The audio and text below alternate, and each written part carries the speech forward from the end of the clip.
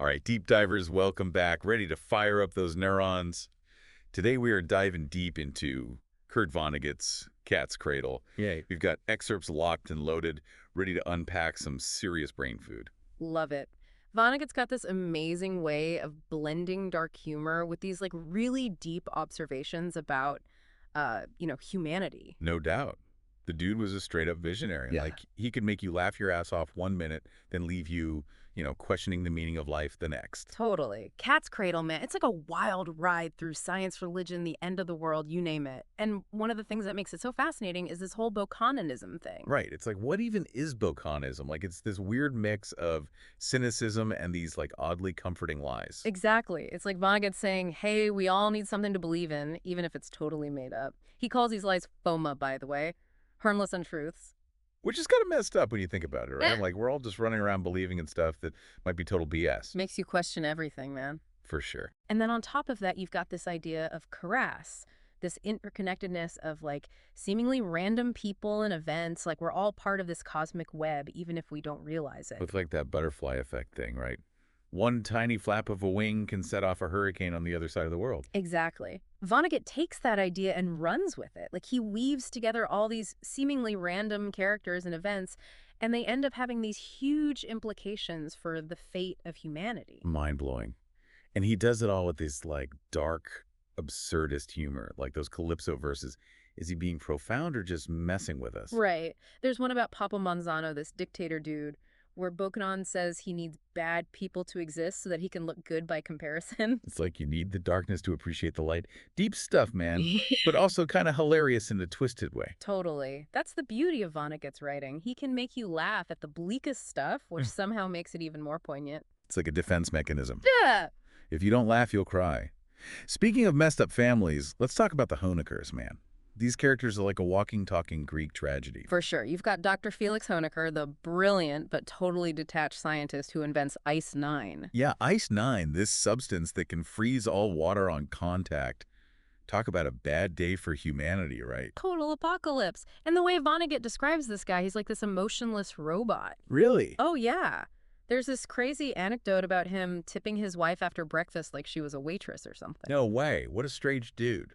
It's like he's incapable of normal human interaction. And then you've got his 3 kids, each one representing a different facet of his legacy. There's Frank, the awkward engineer, Angela, the emotionally stunted musician, and Newt, the dwarf, who escapes into his art. It's like they inherited pieces of their father's, like, messed up genius. Which raises this whole question about legacy, right? Like, are we responsible for the unintended consequences of our creations, even if they're our own children? Man, that's heavy.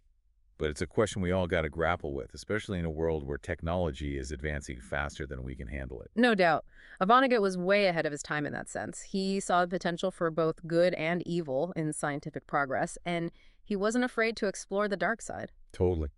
Okay, so we've got this fake religion, this dysfunctional family, and now we're headed to this fictional island, San Lorenzo, which is like a powder keg waiting to explode. And it's on this crazy island that all these threads start to come together in a way that's both hilarious and terrifying. Dude, San Lorenzo's a whole other level of messed up. We're talking poverty, political instability, and this looming threat of Ice-9, which is just chilling on this island for some reason. It's like Vonnegut took all the world's problems and distilled them into this one tiny island nation. And he uses San Lorenzo to explore these bigger themes of power manipulation and the human need for belief. Like you've got this island nation that's dirt poor, but also like a tourist destination. Right. And to draw in these tourists, they create this whole like fabricated history, like this story about the 100 martyrs to democracy. It's like they're selling a fantasy, right? Totally. A sanitized version of reality that people are willing to buy because it's easier than facing the truth. Exactly. And it speaks to this larger theme in the book, how we construct these narratives, these FOMA, to make sense of the world, even if they're based on lies. It's like that Mark Twain quote. It ain't what you don't know that gets you into trouble. It's what you know for sure that just ain't so. Boom. Vonnegut would love that. And speaking of things that just ain't so, let's talk about the narrator's journey. He kind of stumbles into this whole Bakunanism thing almost by accident. Right, like he's initially trying to write a book about the atomic bomb, but then he gets sidetracked by Bokanism and ends up on this crazy adventure in San Lorenzo. It's like the universe keeps pushing him towards Bakunanism, even though he's resisting it every step of the way. And then there's this recurring image of the cat's cradle, which pops up throughout the book. The cat's cradle, I totally forgot about that. Like, what's the deal with that? The cat's cradle. Man, for me, it's like a metaphor for the whole damn book. You know what I mean? Yeah. It's this simple game, right? But it's also incredibly intricate. It's about connections, man.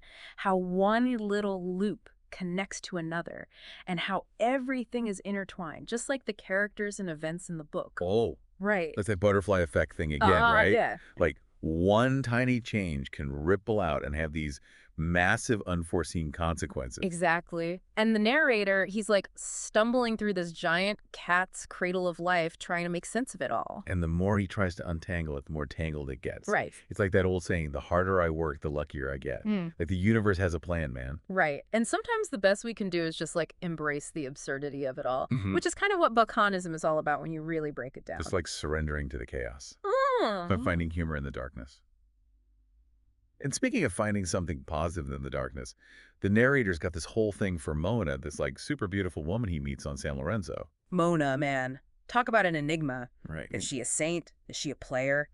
Vonnegut leaves us guessing. It's like she's this captivating mystery, like wrapped in a riddle, dipped in something you can't quite put your finger on. And the narrator, he falls head over heels for her, even though he knows it's probably a bad idea. Because she's engaged to someone else, right? Of course. The son of the scientist of the apocalypse, no less. Dude, it's like a recipe for disaster. But he can't help himself. He's drawn to her like a moth to a flame. Totally.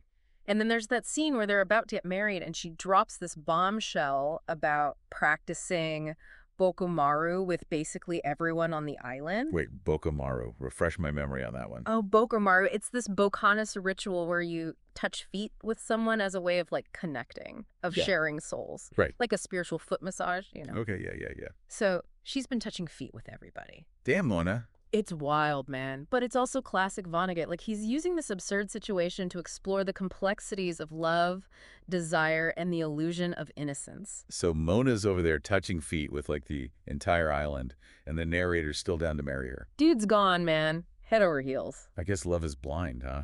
Or maybe just numb from all that foot touching. Maybe, man. Maybe. But you can't deny Mona's got this, like, captivating presence. She's like this beacon of beauty in a world that's going to hell in a handbasket. That's like she's the eye of the hurricane, Oh, right? All calm and serene while everything around her is falling apart. 100%.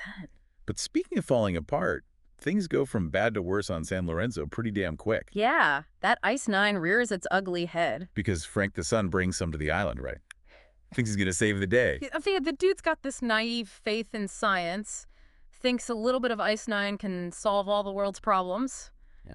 And, spoiler alert, it doesn't quite work out that way. It's like giving a grenade to a monkey and hoping for the best. Pretty much. And you know Papa Manzano, the dictator dude? Yeah. Well, he gets his hands on the Ice Nine, and let's just say it's not pretty. The guy turns into a popsicle, right?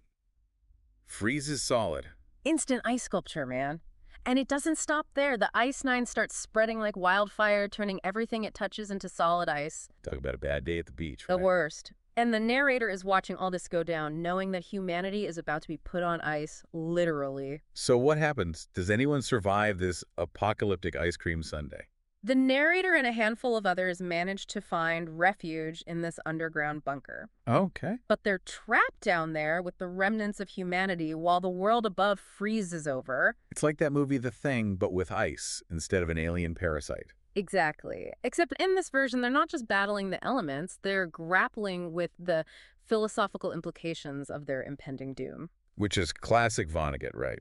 He takes this crazy sci-fi premise and uses it to explore these deep, existential questions about life, death, and the meaning of it all. 100%. And it's in that bunker, facing the end of the world, that the true nature of Bakunanism is finally revealed. How so? Well, remember those FOMA, those comforting lies?